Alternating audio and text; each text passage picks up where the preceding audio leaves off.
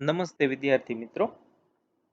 ગયા લેક્ચરમાં આપણે ટોપિક નંબર 2.11 અને 2.12 11 અને 12 એમાં કેપેસિટરની પ્રાથમિક ચર્ચા અને સમાંતર પ્લેટ કેપેસિટરના કેપેસિટન્સનું સૂત્ર મેળવ્યું હતું. આજે આપણે જો કેપેસિટરની બે પ્લેટ વચ્ચે ડાઇલેક્ટ્રિકને ભરી દેવામાં આવે તો શું પરિસ્થિતિ થાય એ આપણે સમજવું છે. એટલે ટોપિક નંબર 2.13 છે, એને આપણે કહીએ છીએ કેપેસિટન્સ પર ડાઇલેક્ટ્રિકની અસર. કેપેસિટન્સ પર ડાઇલેક્ટ્રિકની અસર. હવે આ ટોપિક જે છે એ MCQ સોલ્વ કરવા માટે, એટલે આમ જુઓ તો દાખલાઓ જે છે એ સોલ્વ કરવા માટે વધારે અગત્યનો. સૌપ્રથમ જે આની થોડીક એક હિસ્ટોરિકલ ચર્ચા છે એ કરી નાખીએ. તો સૌપ્રથમ ફેરેડેએ એવું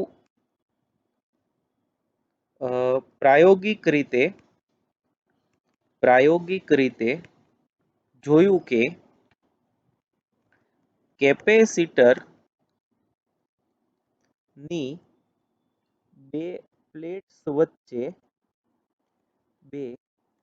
વચ્ચે હવાને બદલે જો ડાઇલેક્ટ્રિક માધ્યમ એટલે કે અવાહક માધ્યમ રાખવામાં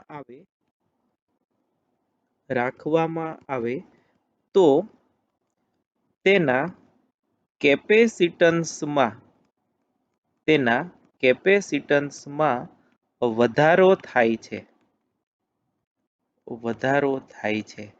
આ સૌથી પહેલા આવું ઓબ્ઝર્વેશન જે છે એ ફેરેડેએ જોયું કે જો આપણે કેપેસિટરની બે પ્લેટ વચ્ચે હવાની બદલે કોઈ માધ્યમ ભરી દઈએ જે અવાહક હોય, જેને આપણે ડાઇલેક્ટ્રિક કહીએ છીએ. ડાઇલેક્ટ્રિકની ચર્ચા આપણે અગાઉ કરી ચૂક્યા છીએ.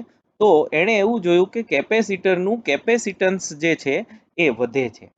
હવે એ કેટલું વધે છે અને શા માટે વધે છે એની આપણે ચર્ચા કરશું. એ ટોપિક એટલે જ કેપેસિટન્સ પર ડાઇલેક્ટ્રિકની અસર. આ જે સેન્ટેન્સ મેં અત્યારે લખ્યું છે એ આપણું પરિણામ છે. જો આ તમે જુઓ ટાઇટલ જુઓ તો કેપેસિટન્સ પર ડાઇલેક્ટ્રિકની અસર એવું ટાઇટલ છે. તો અસર શું થાય તો કે આપણે કેપેસિટરની બે પ્લેટ વચ્ચે ડાઇલેક્ટ્રિક ભરી દઈએ તો કેપેસિટરના કેપેસિટન્સમાં વધારો થાય છે. હવે એ વધારો કેટલો થાય અને શા માટે થાય એ આપણે હવે અત્યારે ચર્ચા કરશું. હવે એક જે અત્યાર સુધી આપણે કરી ચૂક્યા છીએ એની તમને ચર્ચા કરી દઉં. ધારો કે આ કેપેસિટરની બે પ્લેટ્સ છે. આના પર વિદ્યુત ભારની ઘનતા સિગ્મા છે અને આના પર વિદ્યુત ભારની ઘનતા માઇનસ સિગ્મા છે. તો આ પરિસ્થિતિમાં વિદ્યુત ક્ષેત્ર જે છે એ આ દિશામાં હશે અને એ વિદ્યુત ક્ષેત્રને આપણે ધારો કે E0 એવું નામ આપીએ છીએ. અને એ આપણે જાણીએ છીએ કે E0 કેટલું હશે તો કે સિગ્મા બાય એપ્સિલોન 0, અને જે મેં અહીંયા દિશા બતાવી છે તીરથી, એ આ વિદ્યુત ક્ષેત્રની દિશા થશે. આ સંજોગોમાં વિદ્યુત સ્થિતિમાન કેટલું હશે તો કે જો આ બે પ્લેટ્સ વચ્ચેનું અંતર d હોય તો વિદ્યુત સ્થિતિમાન હશે E0 ઇન્ટુ ડી, અથવા તો sigma by epsilon 0 into D જેટલું. અને આવા કેપેસિટર કે જેની વચ્ચે હવા માધ્યમ છે એનું કેપેસિટન્સ એને C0 કહીએ તો એ કેટલું હશે તો કે એપ્સિલોન 0 a અપોન ડી જેટલું, જ્યાં એ પ્લેટનું ક્ષેત્રફળ છે.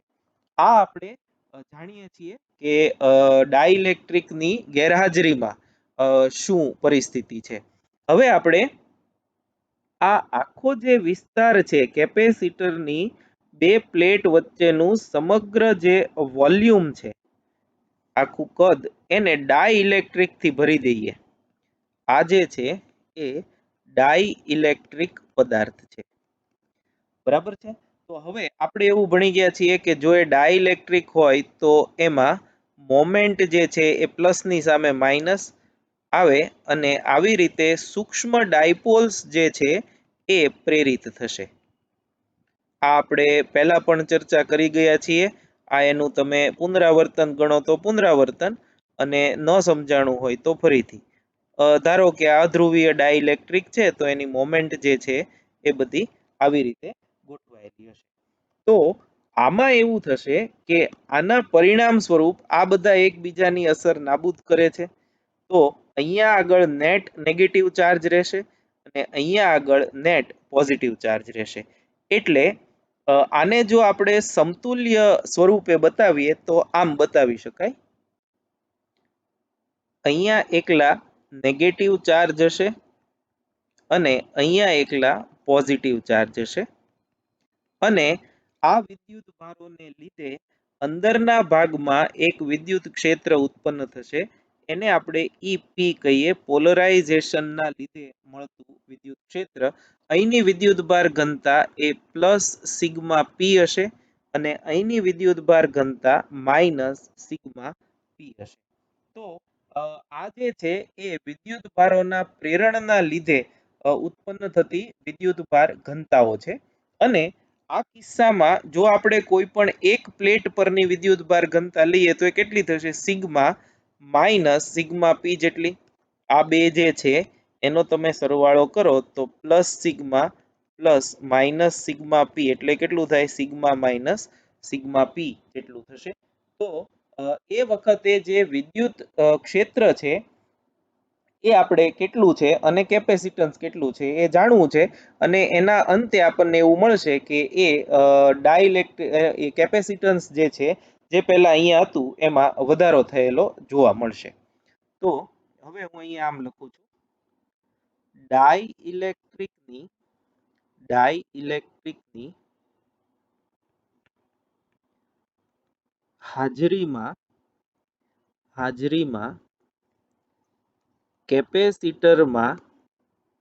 કેપેસિટરમાં વિદ્યુત ક્ષેત્ર E બરાબર sigma minus sigma P by epsilon 0. આ વિદ્યુત ક્ષેત્ર થયું. આ જે છે આ ડેટા આ ક્યારના છે? જ્યારે ડાઇલેક્ટ્રિક ન હોય ત્યારે, એટલે કે હવા હોય બંનેની વચ્ચે, ત્યારે જે વિદ્યુત ક્ષેત્ર, વિદ્યુત સ્થિતિમાન અને કેપેસિટન્સ છે. હવે આપણે ચર્ચા કરીએ છીએ ડાઇલેક્ટ્રિકની હાજરીમાં. આથી ડાઇલેક્ટ્રિકની હાજરીમાં વિદ્યુત સ્થિતિમાન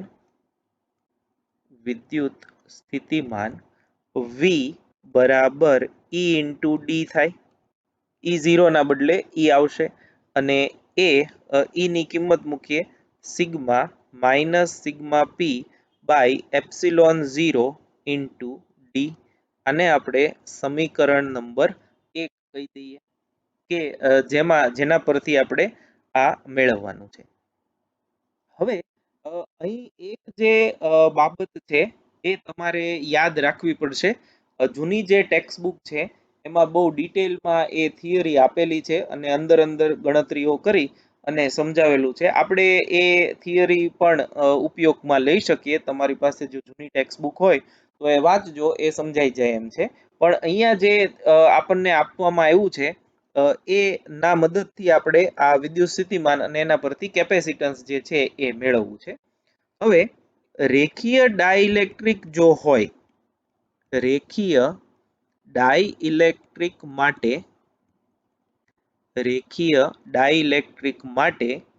સિગ્મા P જે કાંઈ પણ પ્રેરિત વિદ્યુતભાર ઘનતા છે, અથવા તો એ સિગ્મા P એ E0 ને એટલે કે સિગ્મા ને સમપ્રમાણમાં હોય છે. આપણે સસેપ્ટિબિલિટીની જે વાત કરી એમાં પણ આનો સહેજ ઉલ્લેખ છે, પણ તમને હું સમજાવી દઉં. અહીંયા વિદ્યુતભાર ઘનતા કેટલી પ્રેરિત થશે એનો આધાર કોના પર છે? E0 કેટલું રાખવામાં આવે. જો E0 પ્રબળ હોય તો વિદ્યુતભાર ઘનતા વધુ પ્રબળ થાય અને જો E0 નિર્બળ હોય તો ઓછા વિદ્યુતભારો પ્રેરિત થાય. અને E0 કેટલું છે તો આપણે અહીંયા લખ્યું છે એમ સિગ્મા બાય એપ્સિલોન 0. તો સિગ્મા પી કોના પર આધાર રાખે E0 પર અને E0 કોના પર આધાર રાખે સિગ્મા પર. તો આપણે ઇનડાયરેક્ટ એમ કહીએ કે સિગ્મા પી જે છે એ કોના પર આધાર રાખે સિગ્માના સમપ્રમાણમાં હોય છે. આથી સિગ્મા માઇનસ સિગ્મા પી એ પણ સિગ્માના સમપ્રમાણમાં હોવું અપેક્ષિત છે. હવે આ અપેક્ષિતનો મતલબ શું થયો કે આના ઉપરથી આપણે એવું તારણ કરી શકીએ કે જો સિગ્મા પી જે છે સિગ્માને સમપ્રમાણમાં હોય તો સિગ્મા માઇનસ સિગ્મા પી જે છે એ પણ સિગ્માના સમપ્રમાણમાં હોય. ધેરફોર સિગ્મા માઇનસ સિગ્મા પી ચલે છે સિગ્મા એ એના સમપ્રમાણમાં હોય અને સમપ્રમાણતાની નિશાની દૂર કરીએ તો અહીંયા જે અચળાંક મૂકીએ છીએ સિગ્મા બાય કે, જ્યાં કે એને આપણે કહેશું સમપ્રમાણતા અચળાંક અને એને આપણે કહેશું આપેલા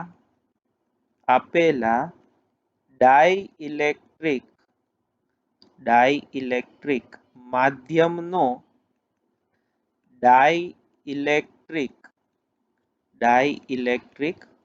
અચળાંક.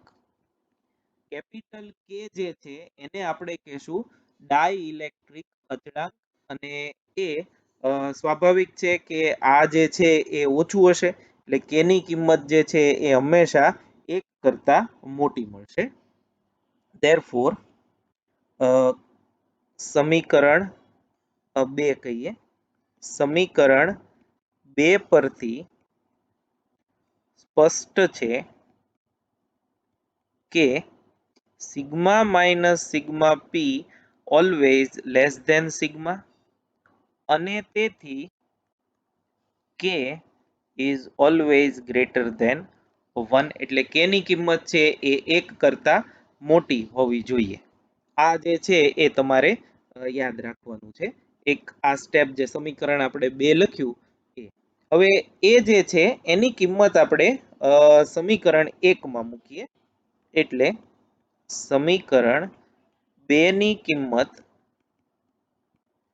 સમીકરણ 1 માં મૂકતા 2 ની કિંમત સમીકરણ 1 માં મૂકતા તો વિદ્યુત સ્થિતિમાન V બરાબર સિગ્મા માઇનસ સિગ્મા પી જે છે એની બદલે આપણે સિગ્મા બાય કે મૂકીએ ઇન્ટુ એપ્સિલોન 0 ઇન્ટુ ડી એવું થશે બરાબર સિગ્મા છે એ ક્યુ બાય એ છે તો ક્યુ બાય એ ઇન્ટુ કે એપ્સિલોન 0 ઇન્ટુ ડી કારણ કે સિગ્મા બરાબર વિદ્યુતભાર ક્યુ ના છેદમાં ક્ષેત્રફળ એ થશે. તો આના પરથી ધેરફોર આ બંને ઉપરથી વી બાય ક્યુ બરાબર આ ક્યુ ને નીચે લઈ ગયા D upon epsilon k into epsilon 0 એ.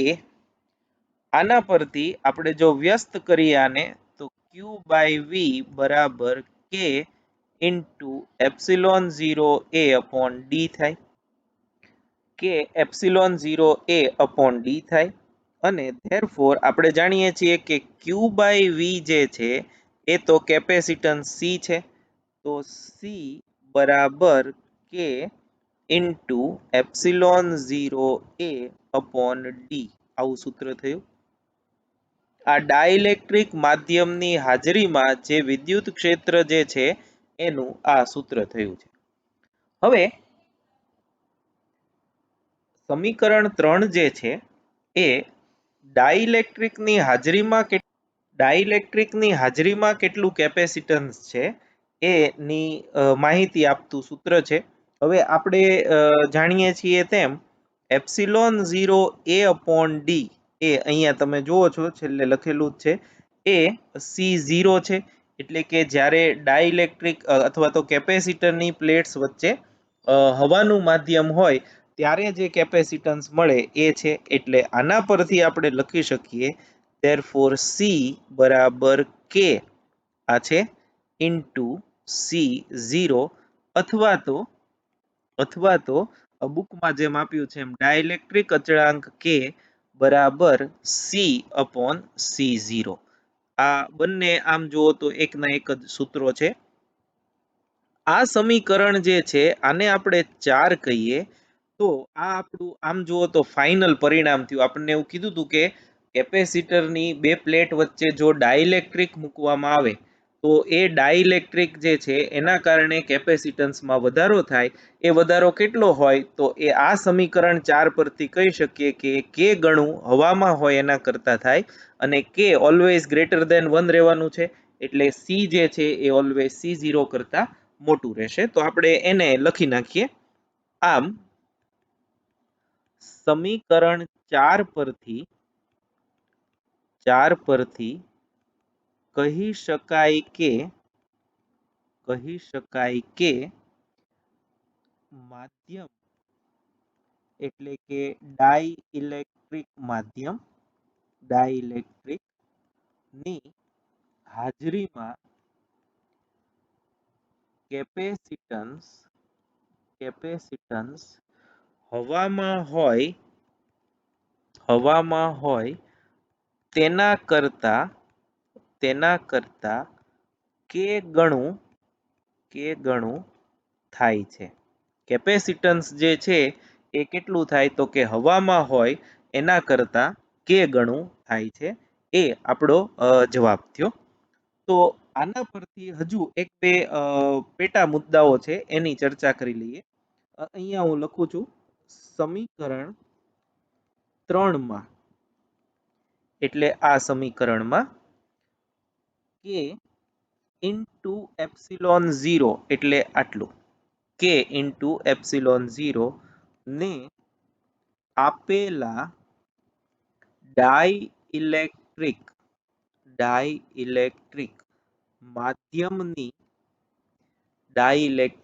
માધ્યમની પરમિટિવિટી એપ્સિલોન કહે છે. therefore એપ્સિલોન બરાબર એપ્સિલોન 0 ઇન્ટુ કે થશે, અને એના પરથી આપણે કે બરાબર એપ્સિલોન બાય એપ્સિલોન 0 આમ લખી શકીએ. આમ ડાઇલેક્ટ્રિક અચળાંક એટલે શું તો કે માધ્યમની પરમિટિવિટી અને શૂન્યાવકાશની પરમિટિવિટીનો ગુણોત્તર. એટલે આ જે છે આને આપણે એમ લખી શકીએ આપેલા માધ્યમની શૂન્યાવકાશ ને સાપેક્ષ પરમિટિવિટી, આ બે પરમિટિવિટીઓનો ગુણોત્તર છે પરમિટિવિટી, અને એને આપણે કહીએ છીએ એપ્સિલોન આર સાપેક્ષ પરમિટિવિટી. એટલે આપણે એપ્સિલોન આર બરાબર એપ્સિલોન બાય એપ્સિલોન 0 અને એ થશે કે જેટલું. એટલે આ ધારો કે સમીકરણ નંબર 5 છે તો એ એપ્સિલોન 0 માટેનું અથવા તો એપ્સિલોન ની સમજૂતી આપતું આ સમીકરણ છે. હવે આપણે જો આની આ વસ્તુ વિદ્યુત ક્ષેત્ર માટે કરીએ, વિદ્યુત ક્ષેત્ર માટે જો આની આ રજૂઆત કરીએ તો જુઓ અહીં આપણું વિદ્યુત ક્ષેત્ર જે છે એ સમીકરણ નંબર 1 ની ઉપર અહીં દર્શાવ્યું છે. ડાઇલેક્ટ્રિકની હાજરીમાં જે કેપેસિટન્સ મળે વિદ્યુત ક્ષેત્ર મળે એ.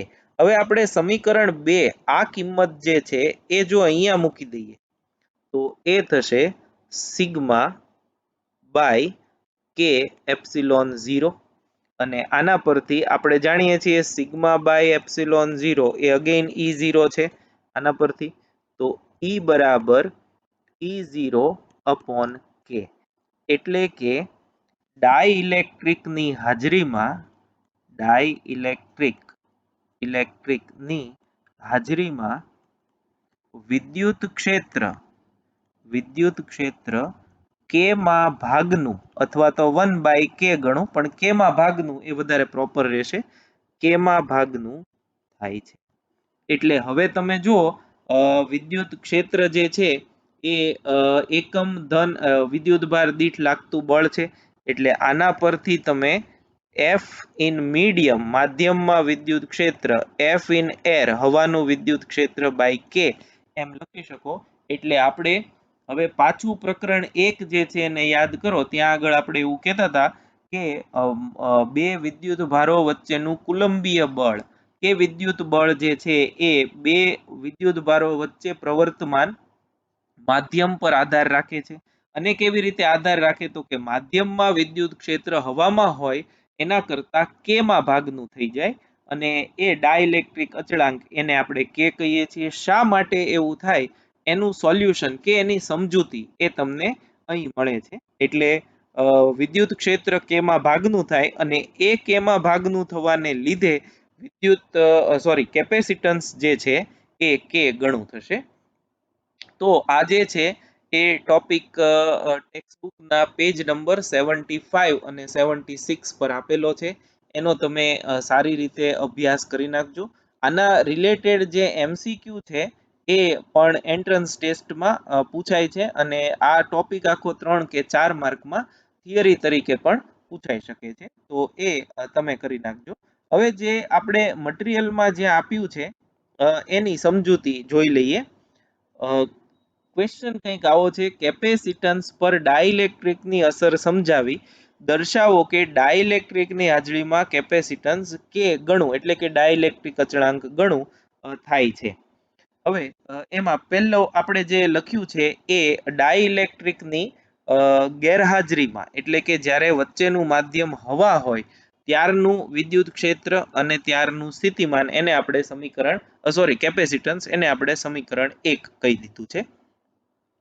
હવે બે પ્લેટ્સ વચ્ચેના સંપૂર્ણ વિસ્તારને યાદ રાખજો, જેટલો વિસ્તાર છે એ બધાને ખીચોખીચ ડાઇલેક્ટ્રિક સ્લેબ વડે ભરી દીધો છે.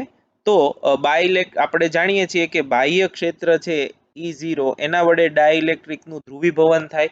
ધ્રુવીભવન થવું એટલે શું તો કે ધન વિદ્યુત ભારો એક બાજુ આવી જાય, ઋણ વિદ્યુત ભારો છે એ બીજી બાજુ આવી જાય. તો એના કારણે ડાઇલેક્ટ્રિક સ્લેબની બંને બાજુ વિદ્યુત ભારની પૃષ્ઠ ઘનતા પ્રેરિત થાય છે. આ પૃષ્ઠ ઘનતા સિગ્મા પી અને માઇનસ સિગ્મા પી છે. એટલે આપણે જો આ ડાઇલેક્ટ્રિક સ્લેબ દોરીએ તો અહીંયા આપણે જોયું હતું એમ નેગેટિવ ચાર્જ ડેન્સિટી હોય, અહીંયા પોઝિટિવ ચાર્જ ડેન્સિટી હોય. આને આપણે પ્લસ સિગ્મા પી અને માઇનસ સિગ્મા પી કહીએ. અને બાહ્ય વિદ્યુત ક્ષેત્ર E0 આ દિશામાં હોય તો કેપેસિટર જો અહીંયા દોરવામાં આવે તો અહીંયા પ્લસ સિગ્મા હોય અને અહીંયા આગળ આ જે છે એ માઇનસ સિગ્મા હોય. તો આના કારણે આ જે વિદ્યુત ભારની પૃષ્ઠ ઘનતા થઈ એ સિગ્મા માઇનસ સિગ્મા પી જેટલી પ્લસ ઓર માઇનસ હોય છે. અહીંયા આગળ પ્લસ અને અહીંયા આગળ માઇનસ. તો ડાઇલેક્ટ્રિકની હાજરીમાં કેપેસિટરની બે પ્લેટ્સ વચ્ચેનું વિદ્યુત ક્ષેત્ર આટલું થાય અને એ સ્થિતિમાં વિદ્યુત સ્થિતિમાન જે છે એ આટલું થાય. હવે આ જે પોઈન્ટ છે એ તમારે ખાસ યાદ રાખવાનો છે. યાદ રાખો, અગત્યનું. આ પોઈન્ટ તમારે ખાસ યાદ રાખવાનો છે કે સિગ્મા પી E0 એટલે કે સિગ્માને સમપ્રમાણમાં હોય તો સિગ્મા માઇનસ સિગ્મા પી એ સિગ્માના સમપ્રમાણમાં હોય એ અહીંયા લખ્યું છે. અને એના પરથી sigma minus sigma P equal to sigma by K, અને sigma minus sigma P is always less than sigma, કેમ કે સિગ્મા પી એમાંથી માઇનસ થયેલી છે.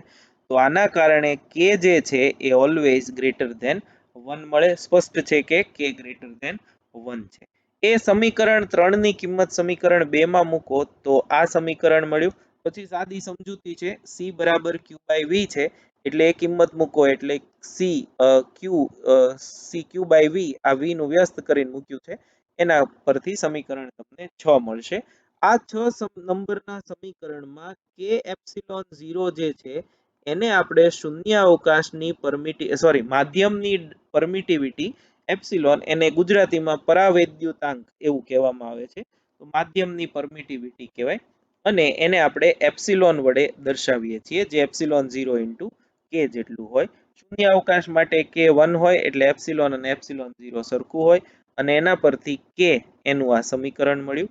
એક તમે જો સરખાવો તો કે સી બાય સી 0 થશે અને એના પરથી કેપેસિટન્સ જે છે કે સી 0 એટલે કે ડાઇલેક્ટ્રિકની હાજરીમાં કેપેસિટન્સ જે છે એ કે ગણું થઈ જાય. કેમ આપણે કે ગણું એવું શું કામ લખ્યું છે? કેમ કે ઓલવેઝ ગ્રેટર ધેન 1 જ હોય છે. એટલે વિદ્યુત સ્થિતિમાન જે છે એ ડાઇલેક્ટ્રિક માધ્યમની હાજરીમાં કે ગણું થઈ જાય છે. એટલે આ ટોપિક જે છે એ ટેક્સ્ટબુક અને મટીરિયલ બંનેમાંથી તમારે વાંચી સમજી અને પાકો કરી નાખવાનો. થોડો ટોપિક જે છે એ અટપટો છે. તમે એકવાર આખો ટોપિક વાંચી જાઓ અને પછી લખવાનો પ્રયત્ન કરશો તો લગભગ 20 થી 25% જ લખાશે. એટલે વારંવાર વાંચી અને લખીને જેમ પાકું કરશો એમ તમને વધારે ઉપયોગી નીવડશે. કેમ કે આ ટોપિક એક એવો છે કે જો તમે લખીને નહીં તૈયાર કરો તો સમય જતા 2-3 મહિના પછી તમે આ ટોપિક સાવ નવો ભણ્યા જ ન હો એવો લાગશે. એટલે એ મારી સલાહ છે કે તમે લખીને જ આ ટોપિક જે છે એ તૈયાર કરો. Thank you very much.